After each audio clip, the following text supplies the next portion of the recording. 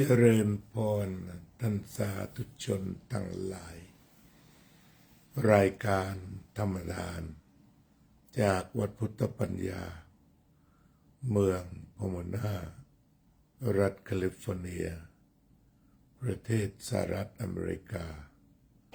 มาพบกับท่านผู้ฟังท่านผู้ชมอีกวาระหนึ่ง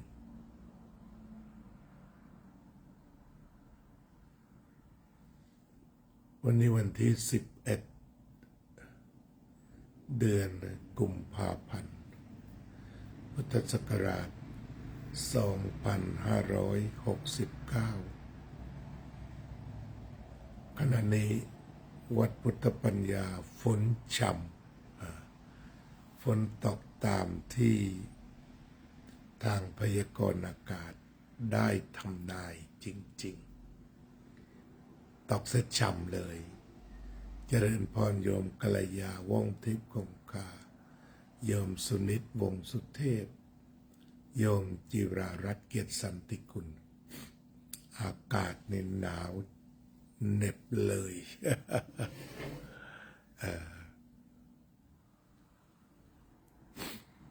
เจริญพรทุกท่านวันนี้ช้านิดหน่อยก็หลับอีกเรียกว่าเกือบจะลกตัวแล้ววันนี้ก็ตื่นประมาณ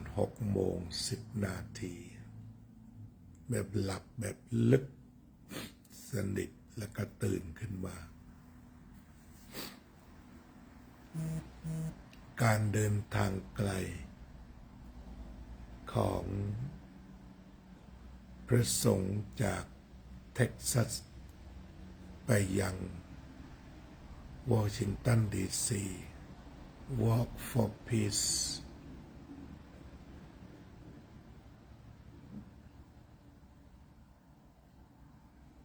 โยมพยาวเจนพนัทไทรสันคลายGood morning Good morning โยมอยู่ในผ้าห่มต่อก็ได้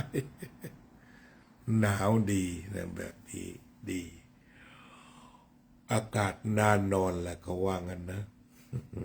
พักผ่อนไปเรื่อยๆก่อนโยมพยาวเจนพนัทโยมป้อมคามัดเจริญพรจากสวิตเซอร์แลนด์โยมสุพนิกาชายาลักษณ์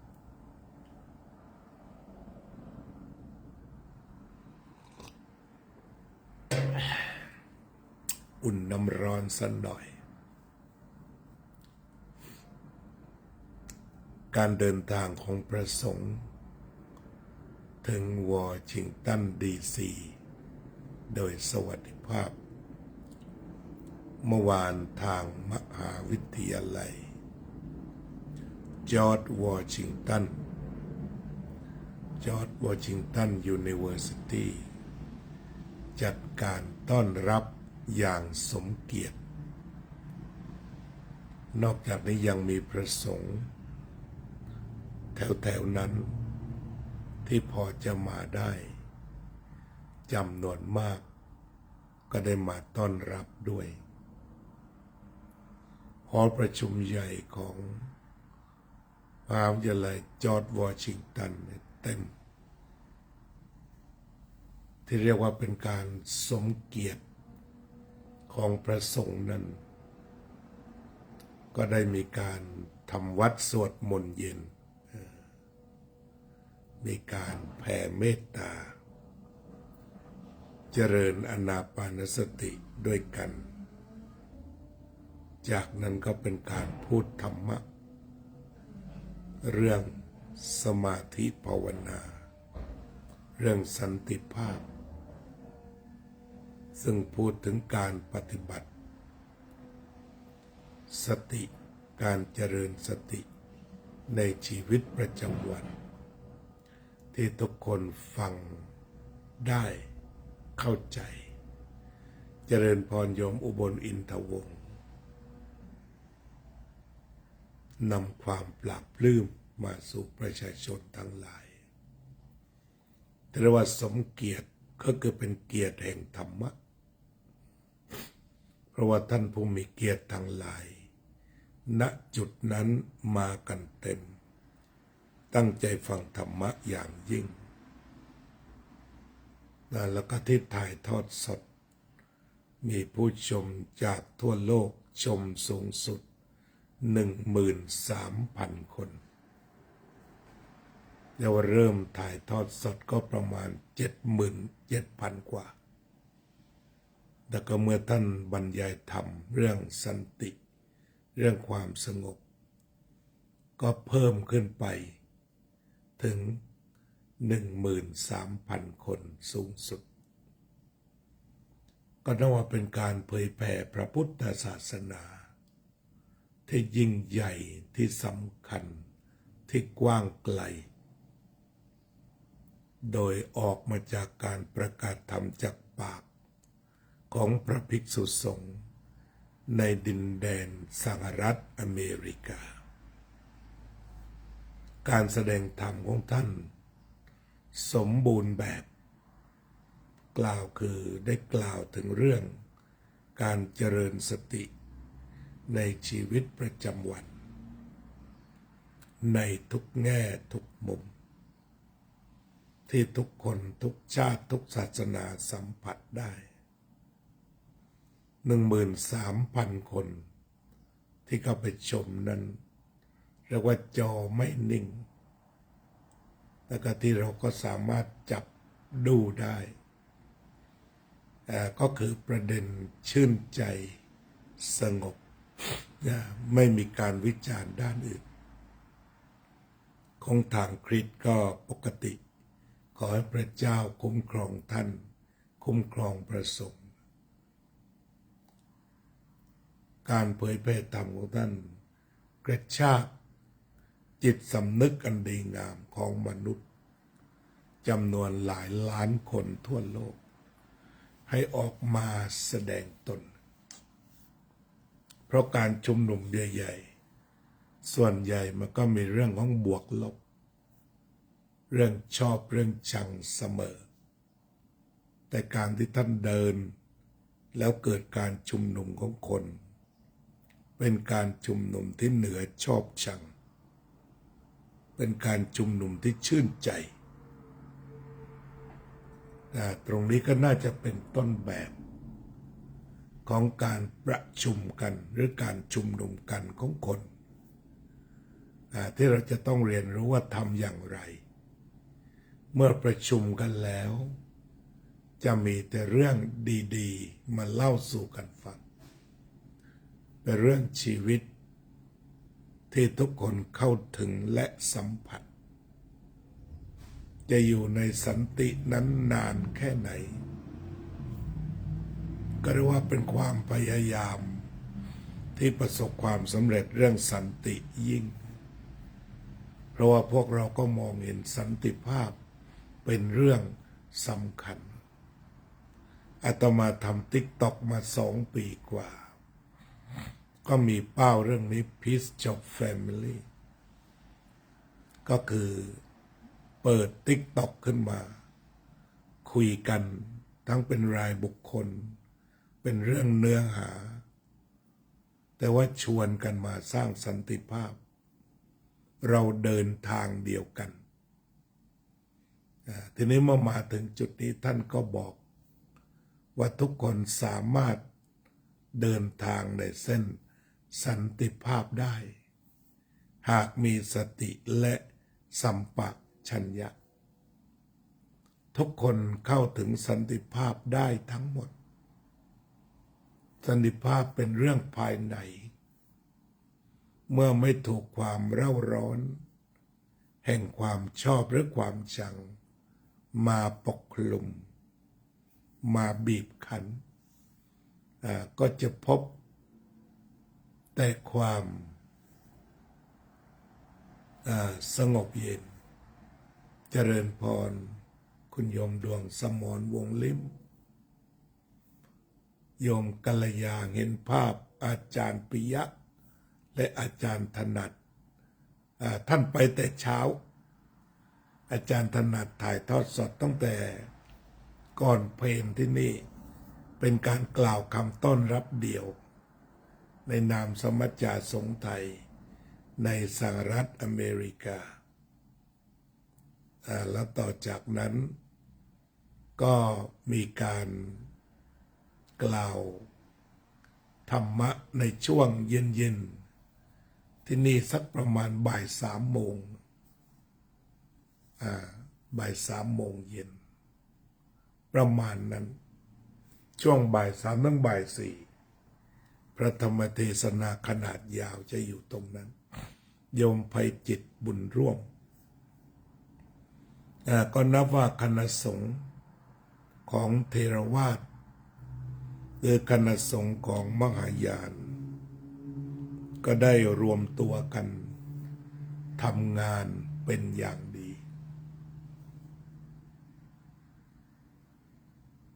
เจริญพรโยมดวงสมร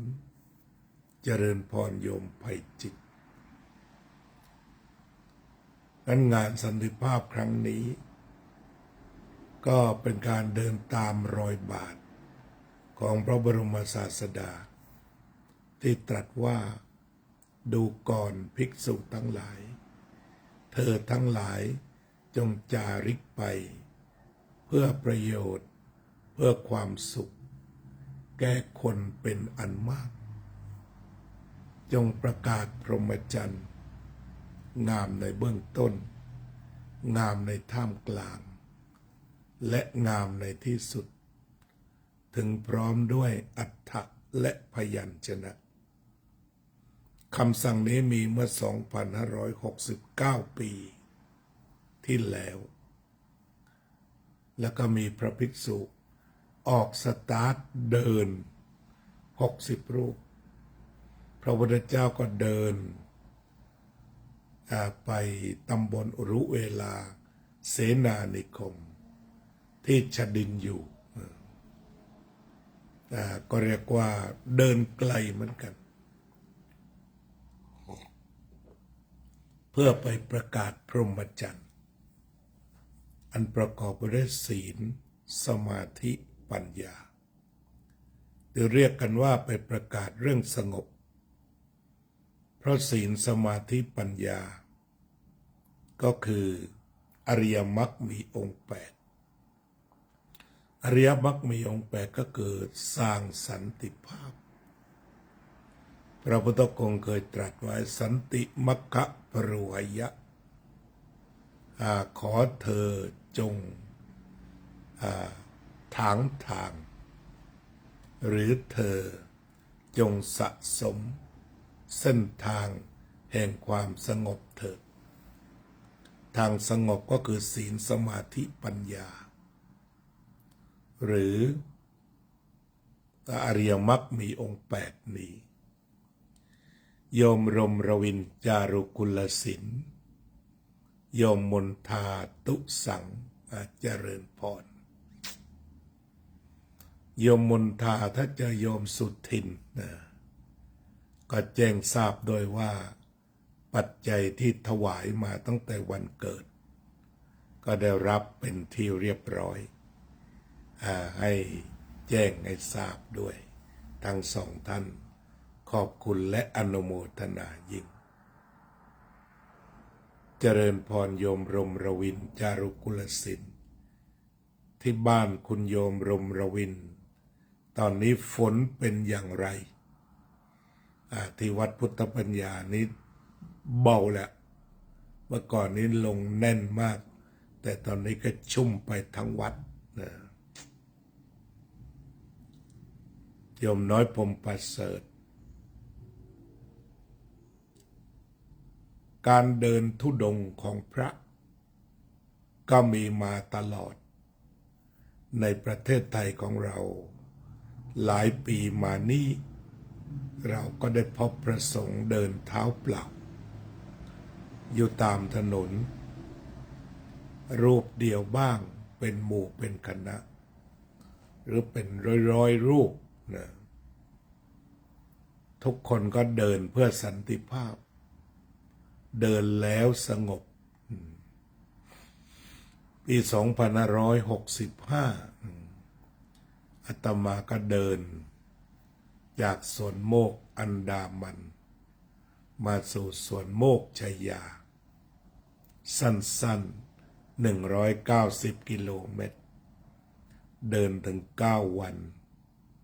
ไปแบบช้าๆจริงๆฝนรอบนี้หมดแล้วค่ะโยมจิรารัตน์เกียรติสันติกุลผู้ยังรู้ดินฟ้า เก่งด้านพยากรณ์อากาศเราก็เพียงแต่อนุโมทนาที่พระสงฆ์ท่านทำสำเร็จ 2,300 ไมล์หรือประมาณ 3,700 กิโลเมตรถ้าที่ตัวเลขที่เห็นผ่านตาอย่างนั้นนับว่าการเดินได้นั้นการเดินถึง 2,000 กว่าไมล์นั้นเป็นเรื่องที่จะต้องมีธรรมะมากมายประการที่หนึ่งก็คือมีขันติธรรมทนลำบากทนตรากตรำทนเจ็บใจมี3 อย่าง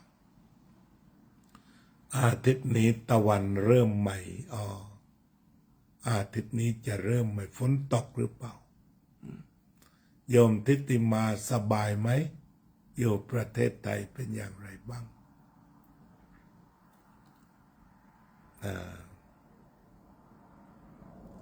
เจริญพรโยมมนทาเจริญพร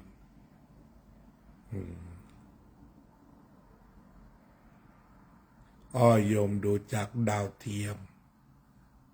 เขามีอยู่ใช่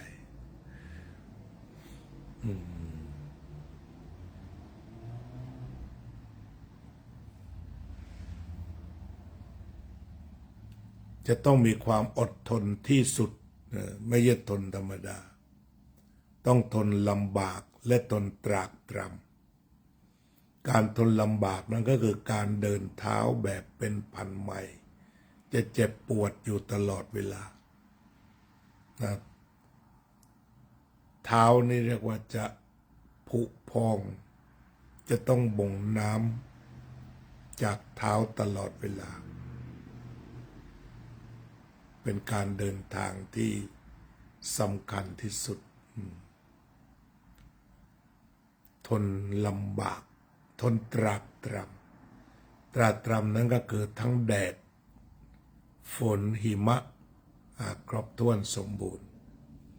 เพราะสหรัฐอเมริกาบางทีวันหนึ่ง3 ฤดูเดี๋ยวแดดมาเดี๋ยวฝนมาหิมะมา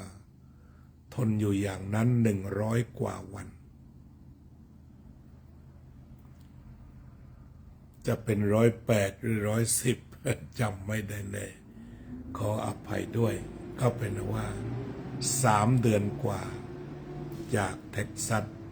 สู่วอชิงตันดีซีทีนี้มาเจอกับความลำบากบนเส้นทางไม่เคยท้อตรงนี้ก็ธรรมะข้อที่ 2ก็มาวิริยะวิริเยนะทุกขมัจเจติคนล่วงทุกข์ได้เพราะความเพียรวิริเยนะทุกขมัจเจติคนล่วงทุกข์ได้เพราะความเพียร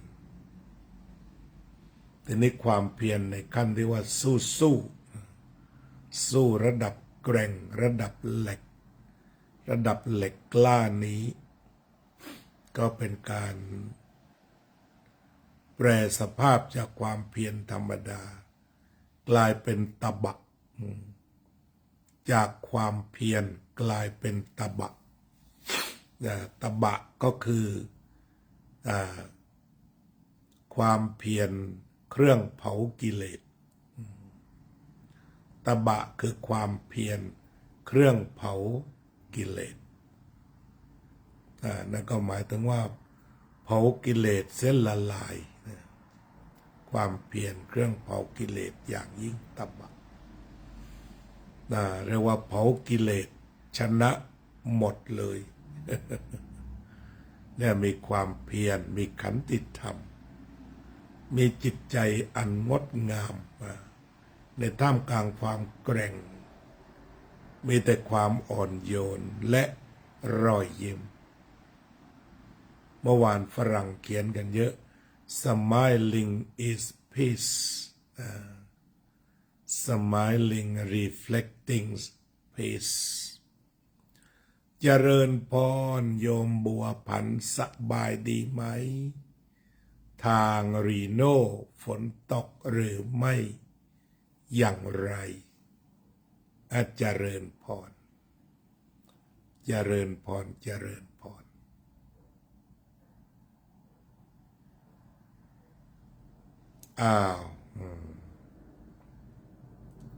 เดี๋ยวว่าตัวคุณธรรมเปี่ยมเราลุกขึ้นมาแสดงธรรมให้ดูอยู่ให้เห็นเย็นให้สัมผัสทุกขั้นตอนของธรรมะของการแสดงออกคือพระธรรมฉะนั้นที่พระพุทธเจ้าบอกต้องเดินต้องจาริกจากเท้าเปล่าที่สัมผัสบุคคลต่อบุคคลบัดนี้ก็เข้ามาสู่การเดินเท้าเปล่าที่ถ่ายทอดสดไปทั่วโลกด้วยภาษาอังกฤษคือเป็นวันเวลาที่ท่านมีกำลังกายพร้อมกำลังใจพร้อมกำลังสมองพร้อมเทคโนโลยีพร้อมเป็นวันเวลาที่สุดยอดที่สุดแห่งงานเผยแผ่พระธรรมที่เกิดขึ้นด้วยหัวใจสมัครของพระสงฆ์เองพระอาจารย์สาธุสาธุเขียนเก่งเด้ออาจารย์สาธิตธิรปัญโยโยมโซเฟียสุภาพรเรียกว่ามันมีความพร้อมมาบรรจบและที่น่าอัศจรรย์คือการทำงานโดยการรวมตัวของพระสงฆ์ให้เป็นแก่นก่อนและต่อจากนั้นก็เป็นการตื่นรู้ของศาสนิกทุกศาสนาที่ไม่รังเกียจศาสนาพุทธเรียกว่าไม่มีรอยต่อสามารถที่จะมาเชื่อมใจในนามมาเชื่อมใจในนามของพระธรรมเมตตาและสันติท่านพระครูวัดเทพวงศ์วรารามบอกว่าสาธุความสำเร็จของธรรมจาริกใช่ก็จะทำให้เกิดการตื่นตัวขึ้นหลายตอนนี้ในไทยในอินเดียนี่ก็มีการตื่นตัว แต่ก็ปลุกให้ตื่นอย่างแท้จริงของการปฏิบัติธุดงควัตร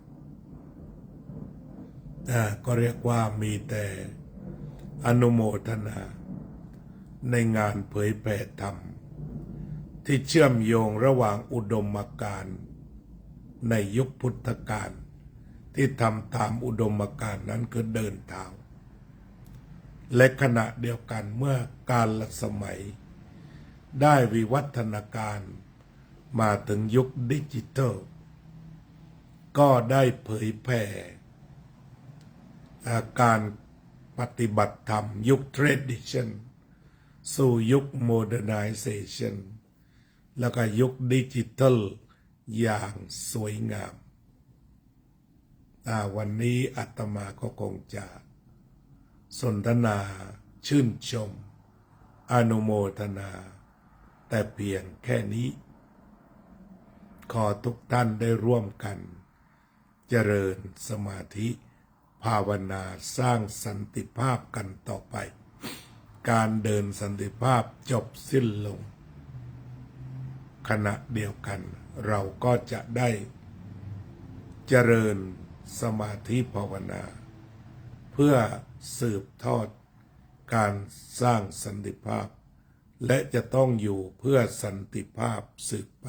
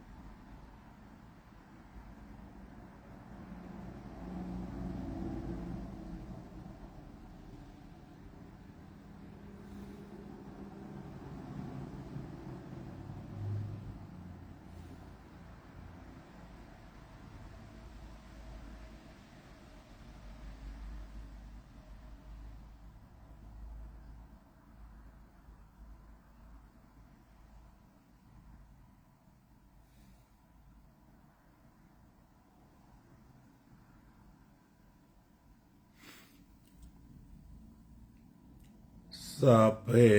สัตตาสัตว์ทั้งหลายที่เป็นเบื้องทุกข์เกิดแก่เจ็บตายด้วยกันทั้งหมดทั้งสิ้นอเวราโหนตุ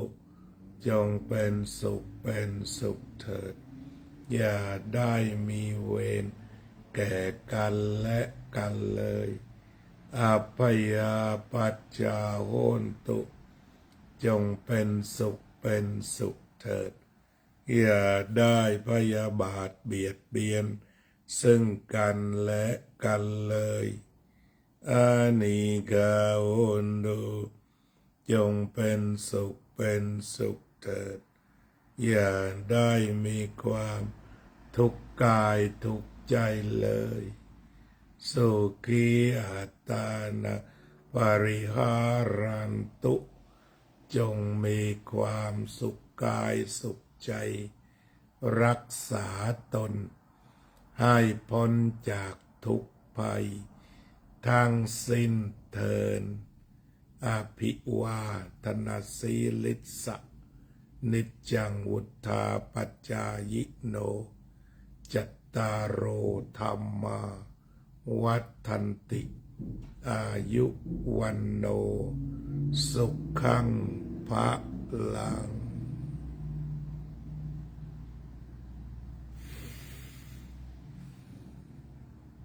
นัตถิสันติปรังสุขขังสุขอื่นยิ่งกว่าความสงบไม่มี